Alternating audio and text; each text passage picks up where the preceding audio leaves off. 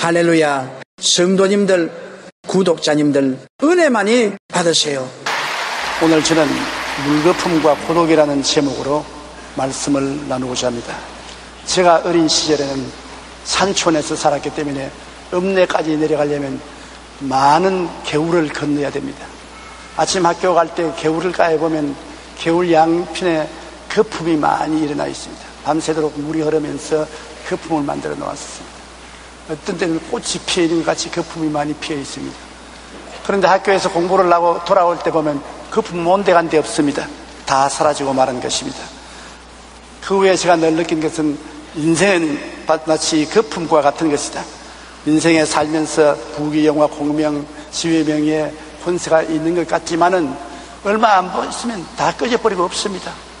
한글을 제대로 쓰지 못하던 홍영여 할머니는 70세 독학으로 한글을 깨우치고 80세 가슴이 하고 싶었던 이야기라는 제목으로 자선적인 이야기를 썼습니다. 이 책은 주로 자식에 대한 사랑과 염려의 마음을 담았는데 인생이란 물거품이라는 제목으로 시를 적었는데 굉장히 인상적이어서 제가 여러분께 가져 나왔습니다. 들어보십시오. 인생이란 물거품, 청춘을 자랑하지 마라. 젊은 청춘 되돌아보니 꿈만 갖고 허무하다. 어느새 남은 머리 백발이 되어 시계바늘 가는 대로 힘은 줄어들고 허탈감에 죽을 날만 기다린다. 젊은 청춘들아, 노인 보고 웃지 마라. 가는 세월을 누가 막겠느냐. 인생은 돌고 도는 물레바퀴와 같다. 잠깐의 청춘은 간 곳이 없다. 누구나 검은 머리 백발이 되고 누구나 붉은 뺨에 검버섯 판다. 잘나도 백발 오고 못나도 백발 온다. 노인들을 위로하고 불쌍히 여겨라. 노인들을 사랑하고 업신여기지 마라. 인생은 세옹지마라고도 하고 일장지 춘몽이라고도 합니다. 결국 이 땅에 사는 인간은 뒤돌아보면 살아온 것이 다 물거품과 같습니다. 저도 젊을 때는 앞만 바라본다고 뒤를 돌아볼 시간이 없지만 요사이는 뒤를 돌아볼 시간이 많아요. 어릴 때부터 살아온 옛날 길을 뒤돌아보면 확실히 있었는데 현실은 없어요. 물거품이에요. 하나의 긴 봄날의 꿈을 꾼 것과 같습니다. 바로 오늘 읽은 탕자의 이야기는 이 탕자가 물거품에 현혹되었다는 것입니다. 농촌에서 아버지를 도와서 농장 일을 하면서 가만히 도시 생활을 보니까 굉장히 부러웠습니다. 좋은 빌딩에서 살고 휴양찬란한 등불 밑에서 아름다운 여성들, 당남 당녀들, 화려한 페스티벌 생활, 지위 명예 권세를 얻고 부귀영화를 누리는 것 같고 굉장히 그 생활이 부러웠습니다. 그래서 아버지께 간청하여 그 재산을 나누어 달라고 했습니다. 아버지가 넌 아직 어리니 좀 더 자라서 셈이 찰 때까지 기다려라 해도 못 견디게 아버지를 강요하니까 할 수 없어 아버지가 재산을 나누어 주니 며칠 이내에 그 재산을 다 청산해서 도시에 가서 방탕한 생활을 했습니다. 잘 먹고 잘 입고 마시고 잘 마시고 친구들과 놀아나니 영웅이 되고 많은 아름다운 여성들이 자기를 크게 생각하고 따라오고 정말 사는 것 같습니다. 밤늦게 놀고 아침 늦게 일어나서 인생을 자기 마음대로 사니 이것이 사는 것이다. 농촌에서 사는 것은 인간 생활이 아니다. 그러나 그런 당남 당녀의 생활이 오래 갑니까? 절대로 오래 가지 않습니다. 물거품이 꺼질 때가 오고 절대 절망의 고독이 올 때가 오는 것입니다. 그가 그렇게 탕진하면서 생활할 때 그 나라에 큰 흉년이 다가왔습니다. IMF가 다가온 것입니다. 온 사람들이 다 기근에 처하게 되고 상점은 문을 닫고 빚쟁이들은 와글거리고 사람들은 헐벗고 굶주렸습니다. 그는 가져온 아버지의 재산 다 탕진하고 올 때 갈 데 없습니다. 그렇게 자기를 영웅시하던 친구들과 그 아리따운 여성들은 온데 간데 없습니다. 어디 가도 박대를 당하고 아무리 차에도 대답하지 않습니다. 그는 배가 고파 견딜 수가 없습니다. 그래서 찾은 직업이 돼지 치는 직업입니다. 이스라엘 사람들에게는 돼지를 치는 직업이 제일 천한 직업입니다. 천하고 귀한 것을 가릴 수 없습니다. 돼지 치는 직업을 얻어서 돼지를 치는데 너무 배가 고파 돼지가 먹는 쥐염 열매를 나누어 먹으려고 해도 주는 자가 없어 배가 고파서 견딜 수가 없었습니다.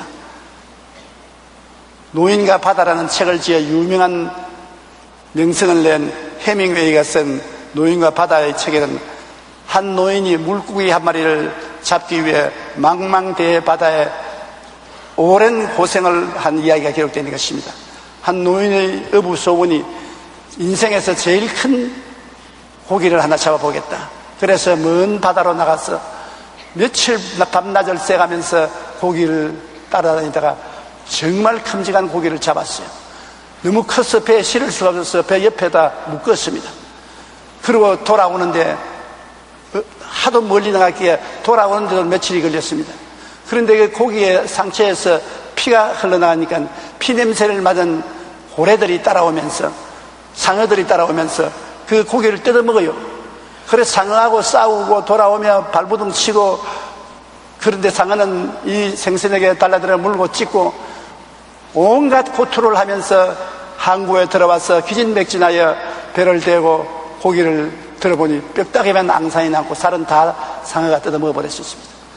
그것이 바로 노인과 바다라는 책으로 노벨상을 탄 문학작품인 것입니다. 이것은 무엇을 의미하느냐? 인생에 굉장한 것을 기대하고 나갔으나 나중에 보면 앙상한 뼈다귀밖에 남는 것이 없다는 것입니다. 오늘 현대인의 삶의 모습을 잘 보여주고 있습니다. 많은 사람들이 삶의 터전에서 자신의 욕망을 이루어 보려고 혼신의 힘을 다해 목숨을 걸고 나아가지만 대부분 그 결과는 잠시 있다 사라지는 안개와 같고 물거품 같아서 허무와 고독과 절망에 몸부림친 따름이라는 것입니다. 사무엘상 12장 21절에 사무엘 선지자는 돌아서서 유익하게도 못하며 구원하지도 못하는 헛된 것을 따르지 말라. 그들은 헛된이라고 말씀했습니다. 오래전에 코카콜라 회장이 뉴욕에 있으면서 사업에 대한 이런저런 생각을 마음에 번뇌하여 잠을 이룰 수가 없고 밥을 먹을 수가 없었습니다. 국가가 자기의 회사에 많은 세금을 부과해서 그의 사업을 망하게 한다고 생각했던 것입니다. 너무나 마음이 괴로워 그는 인생 철학자 나폴레옹 힐 박사를 청했습니다. 그리고 나폴레옹 힐에게 말했습니다. 회장은 그에게 국가가 세금으로 나의 회사를 다 빼앗아 가려고 하는데 내 마음이 괴로워 못 견디겠다. 어찌 해야 되겠는가? 그러니까 나폴레옹 힐이 그 말을 듣고 가만히 있더니 회장님 올해 연세가 얼마십니까? 회장님이 90살이에요. 그러니까 나폴레옹 힐이 웃으면서 회장님 코카콜라 회사의 모든 주와 주식과 서류를 지금 가지고 나오십시오. 왜요? 제 벽난로에 넣어서 불로 태워버리십시오. 그 서류 다 가지고 재산을 소유하고도 90세니 몇 년 더 살겠습니까? 허허 웃으면 평안하게 살지 뭐 그 서류 가지고 뺏긴다고 걱정하고 염려하고 삽니까? 그렇게 말했다는 이야기가 있습니다. 여러분, 우리 인생은 이 세상에서 그 무엇이 하나 영원히 소유할 수 없습니다. 부귀와 영화와 공명은 다 사라져버리고 물거품에 불과합니다. 그런데도 많은 사람은 잠시 있다가 사라질 것 때문에 괴로워하며 잠도 편히 자지 못하고 불행한 삶을 살아가고 있는 때가 많습니다. 이 탕자가 바로 그와 같습니다. 그는 물거품과 같은 부귀, 영화, 공명, 세상 쾌락을 쫓아서 아버지의 재산을 다 탕진하고 나니 물거품이 오래 가지 않습니다. 있는 것 같으나 꺼집니다. 여러분 물거품을 한번 붙잡아 보십시오. 굉장히 많은 물거품도 손으로 잡으면 하나도 남는 것이 없습니다. 이 탕자의 재산은 물거품같이 그 쾌락의 생활도 물거품같이 있다가 다 사라졌습니다. 빈손 들게 되는 것입니다. 갈 데 올 데가 없습니다. 그러므로 모두 다 허상이요 실상이 아니었습니다. 다시 그는 회개하고 실상으로 돌아갈 수밖에 없었습니다. 누가복음 15장 18절로 21절에 보면 내가 일어나 아버지께 가서 이르기를 아버지 내가 하늘과 아버지께 죄를 지었사오니 지금부터는 아버지의 아들이라 일컬음을 감당하지 못하겠나이다. 나를 품꾼의 하나로 보소서. 품꾼이라는 것은 매일매일 고용당하는 사람이겠습니다. 일주일 고용하는 것도 아닙니다. 일용직인 것입니다. 나를 품꾼의 하나로 보소서 하려 하고 일어나서 아버지께로 돌아가니라. 아직도 거리가 먼데 아버지가 그를 보고 측은히 여겨 달려가 목을 안고 입을 맞추니 아들이 이르되 아버지 내가 하늘과 아버지께 죄를 지었사오니 지금부터는 아버지의 아들이라 일컬음을 감당치 못하겠다 하나. 부귀 영화 공명이 영원히 있을 것 같아도 다 사라지고 이 젊은이와 같이 호도거의 수렁 속에 흐드게 되는 것입니다. 부귀와 영화는 모두 다 사라질 물거품인 것입니다. 전도서 1장 2절로 11절 우리 소리내서 다 같이 읽어보십시다. 전도자가 이르되 헛되고 헛되며 헛되고 헛되니 모든 것이 헛되도다. 해 아래서 수고하는 모든 수고가 사람에게 무엇이 유익한가. 한 세대는 가고 한 세대는 오되 땅은 영원히 있도다. 해는 뜨고 해는 지되 그 뜨던 것으로 빨리 돌아가고 바람은 남으로 불다가 북으로 돌아가며 이리 돌며 저리 돌아 바람은 그 불든 곳으로 돌아가고 모든 강물은 다 바다로 흐르되 바다를 채우지 못하며 강물은 어느 곳으로 흐르든지 그리로 연하여 흐르느니라. 모든 만물이 피고 나던 것을 사람이 말로 다 알 수 없나니 눈은 보아도 족함이 없고 귀는 들어도 차도 차지하지 않는도다. 이미 있던 것이 후에 다시 있겠고 이미 한 일을 후에 다시 할지라. 해 아래는 새 것이 없나니 무엇을 가리켜 이르기를 보라 이것이 새 것이라 할 것이 있으랴. 우리가 있기 전에 세대들도 이미 있었느니라. 이전 세대의 기억함이 없으니 장래 세대도 그 후 세대들과 함께 기억함이 없으리라. 1866년에 알프레드 노벨에 의해 인류 역사상 최초로 다이나마이트가 발견되었습니다. 알프레드 노벨은 다이나마이트를 발명해서 유럽 최대의 부자가 되었습니다. 그 다이나마이트로 광산을 개발하고 도로를 만들고 새로운 빌딩을 짓는 것이 아니라 총탄을 만들고 폭탄을 만들어서 전쟁으로 수많은 사람을 살해했습니다.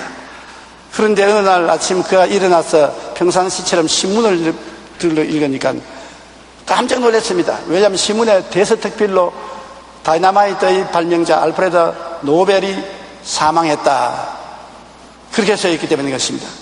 원래 자기 동생이 죽었는데 신문사들이 오해를 해서 형이 죽은 줄 알고 신문에 그 제목을 잘못 쓴 것입니다. 기사의 첫머리는 많은 사람들을 죽음에 이르게 하는 다이나마이트를 만든 제조업자가 드디어 죽었다라고 기록되어 있었습니다. 그는 큰 충격을 받고 자신의 사망의 기사 앞에서 깊은 침묵에 빠져 심각해졌습니다. 정말 내가 죽은 날이 곧 다가오면 세상 사람들이 결국 이런 정도밖에 나를 평가하지 않겠구나. 내가 수많은 사람을 죽이는 다이나마이트를 만들어 재물과 명성을 얻었지만 결국 내 인생의 마지막은 이렇게 허무하게 끝나는 것이 아닌가. 결국 그는 새로운 살기로 결심을 하고 예수님을 모시고 하나님을 의지하고 하나님과 사람을 위해서 그 돈을 다 쓰기로 결심했습니다. 그래서 만든 상이 노벨상입니다. 온 세계가 존경하는 노벨상. 이 노벨상을 만든 노벨은 바로 다이나마이트를 만든 시초의 사람인 것입니다. 그가 그 많은 재산을 가지고 잘 살 수 있지만은 그러나 그 재산이 결국 허무하고 무의미하고 고독밖에 없기 때문에 그를 사회를 위해서 이웃을 위해서 쓰는데 사용했던 것입니다. 여러분, 인생이 살면 모두 다 그 마음속에 내적 슬픔과 고독이 있습니다. 지위나 명예나 권세나 돈이 아무리 많아도 내적 슬픔이 다 있어요. 대통령이 왜 자살합니까? 세상 사람으로 볼 때는 그 화려하고 모든 사람의 존경을 받고 굉장한 위엄이 있는 자리였던 것 같은데 얼마나 고독하고 슬프고 괴로웠기에 자살합니까? 모든 사람은 내적 슬픔과 고독이 있으면 나만 고독하고 나만 슬픈 줄 생각합니다.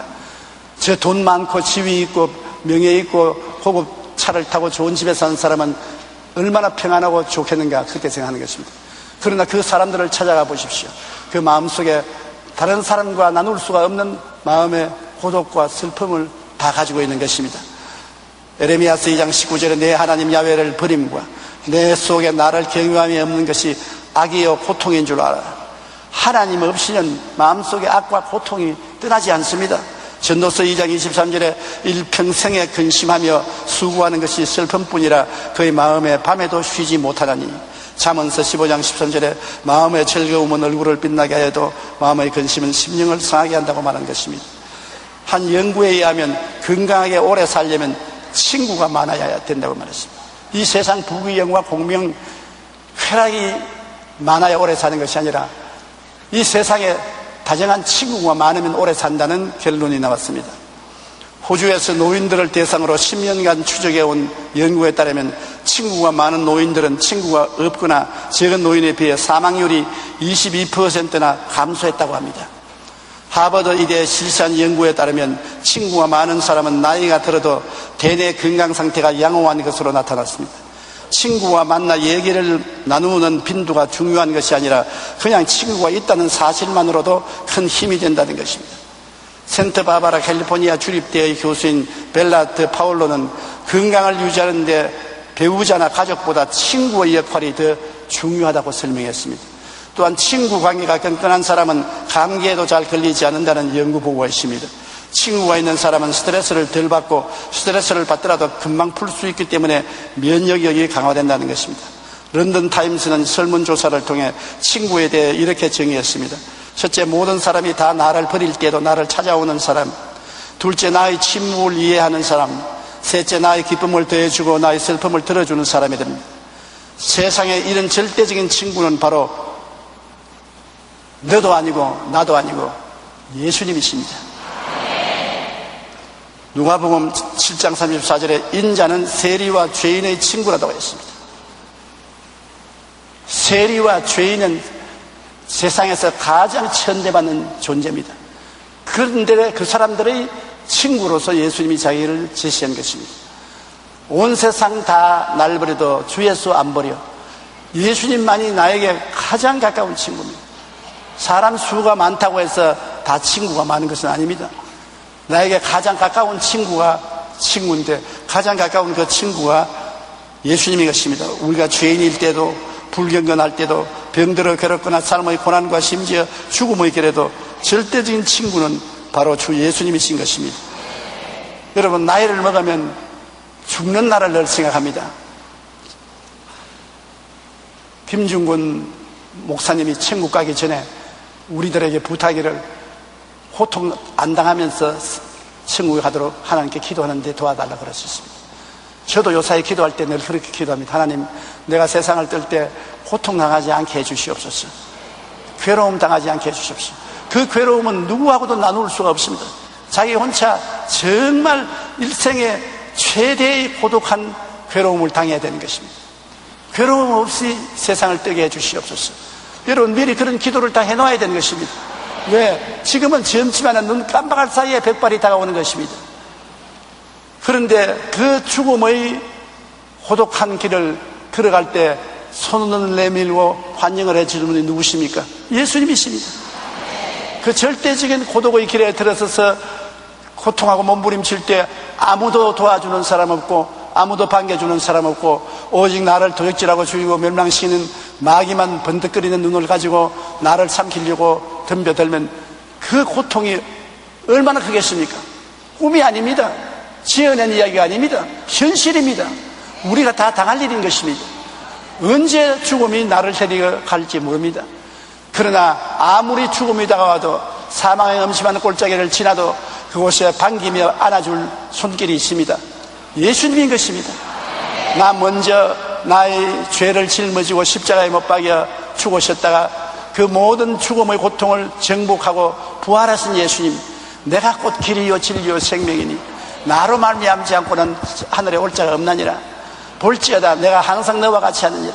이 예수님이 얼마나 감사합니까? 우리가 죄인일 때도 우리를 찾아오신 예수님, 내가 의인을 부르러 온 것이 아니라 죄인을 불러 회개시키러 왔다고 말하시는 예수님, 죄인일 때도 같이 하고 불경건할 때도 같이 하시고 병들어 괴로워할 때도 예수님은 우리 곁에 계셔 위로해 주시고 삶의 고난 속에서도 우리의 손목을 잡고 같이 걸어가시고 절대 고독인 죽음의 길에도 주님은 친구가 되어 주십니다.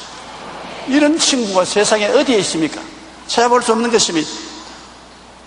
복음성가에 예수보다 더 좋은 친구 없네, 예수보다 더 귀한 친구 없네 찬송이지 않습니까? 우리 한번 같이 불러볼까요?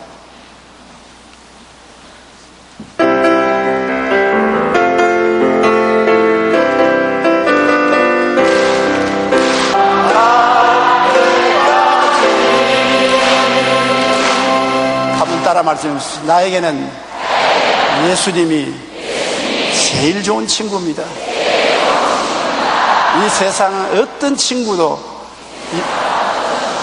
예수와 같지 않습니다. 그러니 예수 믿으면 천국만 가는 것이 아니라 이 땅에 사는 동안에도 내가 어려울 때 기도하고 의지할 수 있는 유일한 친구인 것을 우리가 알아야 되는 것입니다. 우리가 세상의 부귀 영화 공명을 부러워하지 마십시오. 그것은 시대가 달라지면 물거품 것처럼 다 사라지고 마는 것입니다. 몇십조 원을 가지고 있던 사람이 정치적인 압박으로 그 돈을 다 잃어버리고 잊을 곳도 없는 빈손을 들게 되어 고통을 당하다가 저에게 찾아와서 기도받으러 왔습니다. 이 세상에 몇십조 원의 돈도 하루아침에 다 날아가 버립니다. 다 뺏겨버렸습니다. 돈을 의지할 수 없습니다. 지위도 잠시 있다 사라지는 안개입니다. 명예도 한 가지예요. 부귀 영화는 그런 것입니다. 영원히 변치 않고 사라지지 않고 지금과 내세 같이 하시는 친구는 예수님밖에 없습니다. 요한복음 15장 14절로 16절에 너희는 내가 명하는 대로 행하면 곧 나의 친구라. 이제부터 너희를 종이라 하지 아니하리니 종은 주인이 하는 것을 알지 못함이라. 너희를 친구라 하였노니 내가 내 아버지께 들은 것을 다 너희에게 알게 하였음이라. 너희가 나를 택한 것이 아니요 내가 너희를 택하여 세웠나니 이는 너희로 가서 열매를 맺게 하고 또 너희가 열매가 항상 있게 하여 내 이름으로 아버지께 무엇을 구하든지 다 받게 하려 함이라고 말씀하시고 있는 것입니다. 탕자는 이 환난을 통해서 무엇이 참되고 진정한 행복인 것을 깨닫게 되는 것입니다. 물거품이 그를 행복하고 진실하게 만드는 것이 아니라는 것을 깨닫게 되는 것입니다. 누가복음 15장 22절로 24절에 아버지는 종들에게 이르되 제일 좋은 옷을 내어다가 입히고 손에 가락지를 끼우고 발에 신을 신기라. 그리고 살찐 송아지를 끌어다가 잡아라. 우리가 먹고 즐기자. 이 내 아들은 죽었다가 다시 살아났으며 내가 잃었다가 다시 얻었노라 하니 그들이 즐거워하더라. 여러분, 이 탕자가 완전히 벌거벗은 몸으로 돌아왔습니다. 나갈 때는 그래도 제일 좋은 옷 입고 나갔는데 이 시련과 환난을 통하여 벌거벗고 돌아왔습니다. 이 세상 부귀 영화 공명을 다 잃어버리고 벌거벗은 사람이 되는 것입니다. 아버지가 쫓아낼 줄 알았는데 다른 사람은 다 쫓아내고 다 박대했는데 돼지조차 쥐염면회를 같이 안 나눠 먹으려고 했는데 아버지는 그가 돌아오자마자 그를 끼어안고 입 맞춰주고 제일 좋은 옷을 갖다 입혀라. 흘무리한 옷도 아닙니다. 입다가 버린 옷도 아닙니다. 제일 좋은 옷을 갖다 입혀라. 우리가 세상에 허랑하고 방탕하여 다 잃어버리고 죄만 짊어지고 아버지께 돌아오면 아버지께서 우리를 버릴 것 같은데 하늘 아버지는 나와서 우리를 품어주시고 천사들에게 말하기를 제일 좋은 옷을 갖다 입혀라. 제일 좋은 옷을 갖다 입혀라. 이게 웬일입니까? 여러분 지금 의의 제일 좋은 옷을 입고 있는 것입니다. 그것은 주님의 십자가의 피로서 짠 의의 옷인 것입니다. 로마서 3장 23절로 24절에 모든 사람이 죄를 범하였으며 하나님의 영광에 이르지 못하더니 그리스도 예수 안에 있는 속량으로 말미암아 하나님의 은혜로 값없이 의롭다 하심을 얻은다 하였느니라. 한번 따라 말씀하세요. 값없이 의롭다 함을 얻은 자 되었나니라. 의롭다는 것은 죄를 한 번도 안 지은 상태요, 하나님 앞에 부끄럼 없이 설 수 있는 자격이요, 마귀가 참수할 수 없는 자를 말하는 것입니다. 그 의로운 옷을 하나님이 우리에게 입혀준 것입니다. 죄 덩어리인 우리가 썩은 냄새를 내면서 주님께 찾아왔을 때 반드시 버릴 줄 알았는데 우리를 안아주시고 입 맞춰주시고 제일 좋은 옷을 입혀주는 것입니다. 그리고 종들에게 말하기를 반지를 갖다 끼워라. 유대인들은 자식을 낳으면 반지를 만들어서 아버지, 어머니, 형제 간의 이름을 적어서 끼워주는 것입니다. 가족이 되었다는 증거인 것입니다. 이 젊은 청년은 집을 떠날 때 반지를 빼서 던져버렸습니다. 나는 이 가족이 아니야. 그래서 돌아올 때 나를 품꾼의 하나로 보아달라고 했는 것입니다. 근데 아버지는 그 아들에게 빨리 반지를 가지고 와서 깨워주라. 그는 내 아들이고 너 형제들이다. 고린도후서 1장 22절에 그가 또한 우리에게 인치시고 보증으로 우리 마음에 성령을 주시느니라. 성령의 반지인 것입니다. 갈라디아서 4장 6절에 너희가 아들이므로 아들의 영을 우리 마음 가운데 보내서 아빠 아버지라 부르게 하시느니라. 성령의 인을 쳐주시는 아버지, 성령의 반지를 끼워준 것입니다. 여러분 보고 하나님께서 내 아들이다, 내 아들의 정도로서 성령의 반지를 끼워주라, 성령의 인을 쳐주라. 여러분과 나는 다 성령 받은 사람인 것입니다. 예수 안 믿는 사람은 성령이 없습니다. 그러나 우리는 성령이 우리 속에 계셔서 성령이 우리로 하여금 예수를 그리스도로 믿도록 만들어 주신 것입니다. 그러므로 성령의 반지를 우리 영혼의 손에 끼는 것입니다. 그리고 주인이 말하기를 신발을 갖다 신겨라. 옛날에 종과 아들은 밖을 봐서는 분별을 못합니다. 밭에서 일할 때 종도 일하고 아들도 일합니다. 그러나 밑을 보면 종은 신발을 벗었고 맨발이고 아들은 신발을 신는 것입니다. 이 아들이 집에 돌아올 때 신발을 벗고 온 것은 종으로 온 것입니다. 그런데 아버지께서 종으로 두지 말고 신발을 신겨라. 우리가 세상에 수고와 고통을 당하고 괴로움을 당하며 가시와 은거키에 찔려 저주를 받고 왔는데 우리 하나님께서는 우리를 보고 하나님의 평안에 예비한 신발을 신겨라. 하나님의 축복의 신발을 신겨라. 오중보험과 삼중 축복의 신발을 신겨라고 말하는 것입니다. 에베소 6장 15절에 평안의 복음이 준비한 것으로 신을 신을. 그리스도 안에서 저주를 다 제하고 평안을 주셨는데 그 평안의 신발을 신겨라. 에베소 2장 8절로 9절에 너희는 그 은혜에 의하여 믿음으로 말미암아 구원을 받았나니 이것은 너희에게서 난 것이 아니요 하나님의 선물이라. 행위에서 난 것이 아니니 이는 누구든지 자랑하지 못하게 함이라. 하나님의 은혜로 말미암아 구원의 신발을 신겨라. 우리는 죄에서 의의 신발을 신고 불의에서 성결의 신발을 신고 질병에서 치료의 신발을 신고 저주에서 축복의 신발을 신고 사망에서 생명의 신발을 신으라는 것입니다. 주님께서 우리 위해서 예비해 놓은 것입니다. 그리고는 환영잔치를 베풀라고 말한 것입니다. 살찐 송아지를 잡아 즐기자. 여러분이 주님께 돌아오면 하나님은 천사들과 함께 천국에서 기쁨의 환영잔치를 해주는 것입니다. 완전히 빈손 들고 처참하게 버림받은 상태에서 돌아온 우리들에게 하나님은 큰 영적인 잔치를 베풀고 천국에서 기뻐하고 즐거워하는 것입니다. 시편 16편 11절에 주께서 생명의 길을 내게 보이시리니 주의 앞에는 충만한 기쁨이 있고 주의 오른쪽에는 영원한 즐거움이 있나이다. 우리에게 굉장한 기쁨과 즐거움의 잔치를 베풀어 주시는 것입니다. 하나님이 오히려 꾸중을 해서 우리가 혼이 나서 기가 죽어야 될 건데 하나님께 돌아오면 큰 기쁨의 잔치를 우리 속에 베풀어 주는 것입니다. 살찐 송아지를 잡아 먹는 그런 기쁨의 잔치를 베풀어 주는 것입니다. 사랑하는 자여 내 영혼이 잘됨같이 내가 범사에 잘되고 강건하기를 내가 간구하노라. 우리 하나님은 내 영혼이 잘되라, 범사에 잘되라, 강건하게 되라. 내가 바라는 바다. 우리 하나님은 여러분과 내가 올 때 이렇게 기뻐해서 우리를 환영해 주시는 것입니다. 그러나 좋은 일만 있는 것이 아닙니다. 큰아들이 밭에서 일하다가 돌아오니 집에서 발리 불을 켜놓고 풍악소리를 울리고 잔치를 베풀기에 종을 불러서 무슨 일이 있느냐 하니까 당신의 동생이 성한 몸으로 집에 돌아왔다고 아버지가 동리 사람을 청해서 살찐 송아지를 잡아 큰 잔치를 베풀어야 돼. 그 노해서 난 집에 안 들어간다. 나는 이 집에 안 들어가겠다. 그 아버지가 나와서 예 그러지 마라. 아버지 나는 여태까지 타락도 안 하고 집도 떠나지 아니하고 아버지 명을 쫓아 성실하게 살아왔는데 염소 새끼 한 마리 더 주워서 내 친구하고 먹고 놀라고 말하지 않았는데 동생이 창기와 아버지 재산을 다 먹고 오는데 기뻐해서 송아지를 잡았습니다. 이럴 수가 있습니까? 이것이 아버지의 마음과 형의 마음의 다른 점인 것입니다.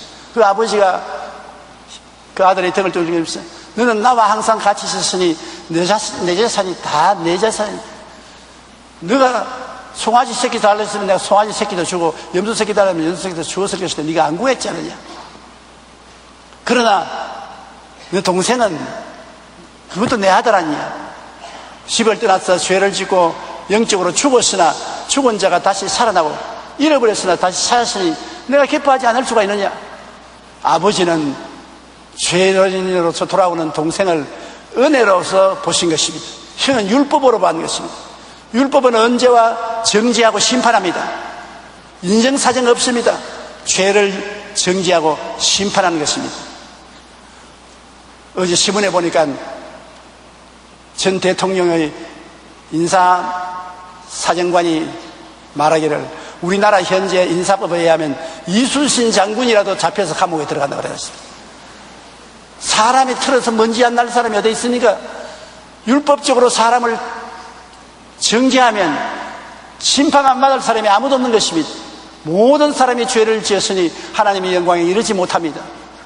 율법은 우리를 정죄하고 심판하나 하나님은 예수 그리스도의 십자가를 통하여 용서와 사랑으로 우리를 대해주시는 것입니다.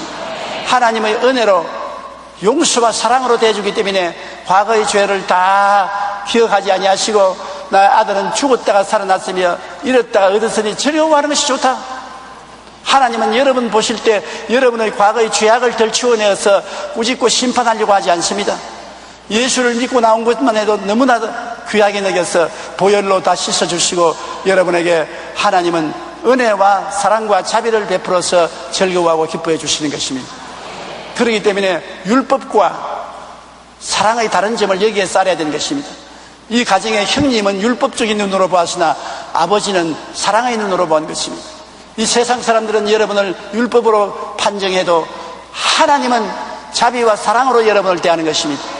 그렇기 때문에 우리가 하나님 앞에 예수 이름으로 담대히 설 수 있는 것은 죄를 지었음에도 불구하고 못났음에도 불구하고 버림을 받아야 마땅함에도 불구하고 죄 지은 그대로 못난 그대로 빈손든 그대로 우리를 영접해 주시고 우리를 주님께서 제일 좋은 옷을 입혀주시고 맨발로 인생을 살았는데 하나님이 축복의 예비한 신발을 신게 해주시고 버림받은 놈인데 아들의 반지를 끼워주시고 우리에게 기쁨의 큰 잔치를 베풀어 주시고 즐거워하는 일을 해주시는 것입니다.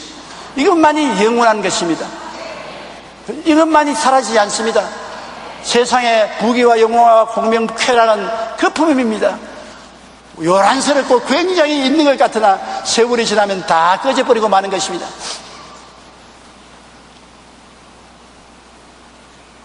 옛날에 우리 한국에서 유명한 정치인이요 돈 많던 부자인데 나이 많아서 은퇴하고 난 다음에 제가 골프 치러 나가면 언제나 혼자서 골프를 쳐요. 나이가 넓고 이제 정치적 권력도 놓고 돈도 다 아들에게 상수하고 없으니까 아무도 같이 하는 친구가 없어. 혼자 골프를 쳐요. 내가 만나서 인사를 하면 그렇게 반가워할 수가 없어요. 혼자서 골프를 툭툭 치면서 목욕도 혼자서 하고 식당에도 혼자 한 구석에 앉아서 밥 먹고 하니 나중에 이 세상을 떴어요. 내가 세상을 뜨기 전에 그를 만나서 식사를 같이 하는데 조 목사 나 장가 좀 보내줘. 그러나 농담하시는지요. 이 사람아 혼자 되어서 살아보게 얼마나 외로운지 자식에게 상속 다 주고 나니까 나에게 남은 것은 아무것도 없어. 집이 없어지고 돈 없어지니까 날 따라오는 사람도 없고 집안 구석에 처박혀 있으니 폐물이야. 옷 입기가 얼마나 힘이 들고 양말 벗고 신기기도 얼마나 힘이 들고 잠자리에 들어가 눕기도 얼마나 힘이 드는지 이때 늙은 마누라라도 하나 있어서 도와주면 얼마나 좋겠나 그런 생각이 난다. 가만히 돌아보니까 옛날에 내가 살던 내 마누라가 미울 때도 많아서 싫은 말도 많이 하고 오락서니가 사나웠는데 지금 보니 그런 마누라도 얼마나 좋은 마누라인지 몰라. 그 싫은 말도 지금 하나도 싫어지지 않아. 그런 싫은 말을 하고 꼴보기 싫은 마누라도 살아있으면 얼마나 좋겠노. 그 말을 듣고 참 인생의 씁쓸함을 느꼈은 것입니다. 인생 부귀 영화 지나고 나면 그뿐이요 기억 속에 남아있지 실제는 없는 것입니다. 이승만 박사 여러분 기억 속에 남아있습니까? 박정희 대통령 기억에 남아있습니까? 그저 이야기거리 속에 남아있을 따름인 것입니다. 다 지나가 버렸던 것입니다. 인생은 순식간에 지나가고 마는 것입니다. 너 인생이 무엇이냐? 잠시 있다 사라지는 안개입니다. 안개요, 거품인 것입니다. 이 안개와 거품에 잡혀서 그를 쳐다보고 그만 따라가는 사람이 허망하다는 것입니다. 나는 안개를 무시하라는 것이 아닙니다. 거품을 무시하라는 것이 아닙니다. 안개도 있고 거품도 있는 것입니다. 그러나 그것은 다 꺼져버리는 것이기 때문에 그냥 지나가는 길로 보는 것이지 그의 인생을 팔아서는 안 된다는 것입니다. 참으로 안개같이 사라지지 아니고 거품같이 꺼지지 않은 것은 아버지의 사랑밖에 없는 것입니다. 아버지의 품밖에 없는 것입니다. 아버지가 주는 의로운 옷을 입고 아버지가 주는 사랑하는 신발을 신고 반지를 받아 끼고 아버지 품에서 즐거워하다가 영원한 아버지 나라에 들어가는 이것밖에 영원한 것이 없습니다. 아버지 하나님과 그 아들 예수를 통해서 구원받아 영생을 얻는 이것이 가장 여러분 귀하고 중요한 것이고 이것 이외에는 다 없어질 것밖에 없는 것입니다. 이 세상에서 잃어버리고 버림받고 죽은 자와 같은 삶과 고독에서 누가 우리를 건져주겠습니까?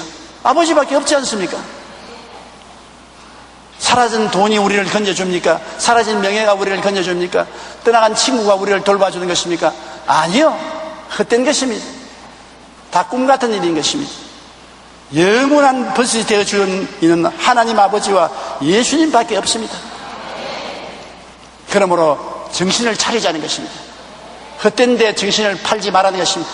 이 젊은 청년과 같이 물거품을 보고 거기에 현혹되어서 모든 것을 거기에 다 투자했다가 나중에 버림받고 고독한 인간이 되었다가 좌절과 절망 속에서 영원한 것을 발견하고 아버지께로 돌아와서 새 사람을 살 수 있게 되었다는 글이 기록된 것입니다. 이것이 진실인 것입니다. 여러분의 현실에 정말로 영원한 것, 잃어버리지 않을 것, 버리지 않을 것, 그것이 예수 믿고 아버지를 섬기는 것입니다. 예수님 믿고 아버지 섬기는 것보다 귀한 보화가 없습니다. 이것보다 더 아름다운 것이 없습니다. 그러므로 우리가 사는 이 세계 자체가 안개요 물거품이니까 여기에 현혹되어서 내 정신을 팔고 하나님 아버지와 예수 그리스도의 은혜를 잊어버리는 어리석은 사람이 되지 말기를 바랍니다. 인생은 잠시 지나가는 나그네 길인 것입니다. 잠시 후면 다 떠나가고 다 손에 놓치고 다 잃어버리고 마는 것입니다. 그러나 안 잃어버리고 안 떠나고 영원한 것, 이 아버지 하나님과 예수님과 같이 있는 것 얼마나 좋은 일인 것입니까? 그러므로 이 진실을 여러분 보고서 인생을 사시기를 바랍니다. 허상을 바라보고 살지 말고 실상을 바라보고 사시기 바랍니다. 열심히 사세요. 이 세상에서 열심히 살지만은 바로 살아라는 것입니다. 속아서 살지 말라는 것입니다. 헛되게 살지 말라는 것입니다. 거품도 붙잡아 보세요. 안개도 붙잡아 보세요. 그러나 그 속에 현혹되지 마십시오.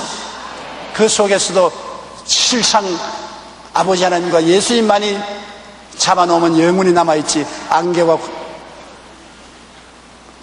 구름은 사라지고 거품은 사라지고 만나는 것입니다. 우리 다 같이 고개에서 기도드리십시오. 하나님 우리 아버지, 이 부자의 둘째 아들은 현실 속에서 물거품을 바라보고 유혹이 되어서 물거품이 삶의 전부인 줄 알고 뛰어들어갔다가 불황이 다가오면 물거품은 다 꺼지고 비참하게 된 체험을 성경에 기록하고 있는 것입니다. 아버지 품에 있을 것을 영원하고 아름다운 것인데 그것을 놓아버리고 물거품을 따라갔다가 그는 좌절과 절망에 빠진 이야기가 있습니다. 아버지 하나님, 이 세상은 물거품입니다. 안개입니다. 구름입니다. 이곳에 우리가 현혹되어서 따라가다가 안개가 사라지고 물거품이 꺼져버리면 우리는 허망하게 되고 버림받고 한없이 고독하게 됩니다. 아버지 속에 살면서도 진실한 것을 알고 영원한 것을 알고 변치 않은 것을 알고 그것을 붙잡고 그 안에 살게 도와주시옵소서. 우리 주 예수 그리스도 안에 있는 아버지의 사랑만이 영원한 것이요 소망찬 것이요 기쁜 것인 것을 알게 하여 주시옵소서. 예수님 이름으로 기도드리옵나이다. 아멘. 할렐루야. 아멘. 목사님 감사합니다. 구독과 좋아요는 제작하는 데 힘이 됩니다. 감사합니다.